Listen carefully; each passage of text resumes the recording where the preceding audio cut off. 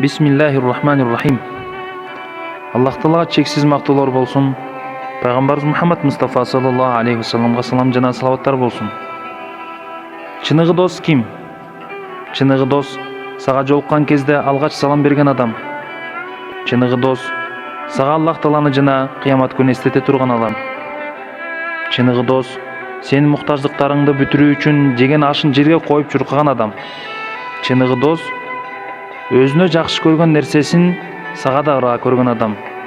Чыныгы дос сен келгенде ордунан туруп отургучунан орун берген адам. Чыныгы дос сени моралдык же материалдык пайда үчүн эмес, Аллах Тааланын ыраазычылыгы үчүн жакшы көргөн адам. Чыныгы дос кайгыда да, кубанычта да, пайдада да, зыянда да, кененчиликте да, кыйынчылыкта да, кедейчиликте да, бардар заманда да сени менен бирге болгон адам. Чыныгы дос сени айыбыңды көргөн кезде насаатын айткан, айыбыңды башкаларга ашкере кылбай жаап жашырган, жакшы жагыңды көргөн кезде колдоо көрсөтүп дем берип турган, жакшылык иштерде сенин жардамын аябаган адам. Достун достугу жыргалчылыкта эмес, башыңа түйшүк түшкөндө билинет. Кээ бир достор бар, алар дарактын көлкөсү сыяктуу болот. Күн чыкканда пайда болуп, асманды кара булут каптаганда жоголуп кетишет.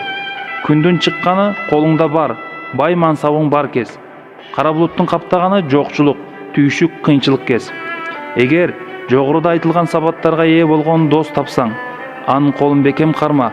Анткени Алладан корккон такыба дос сенин бейишке киришиңе себеп болот.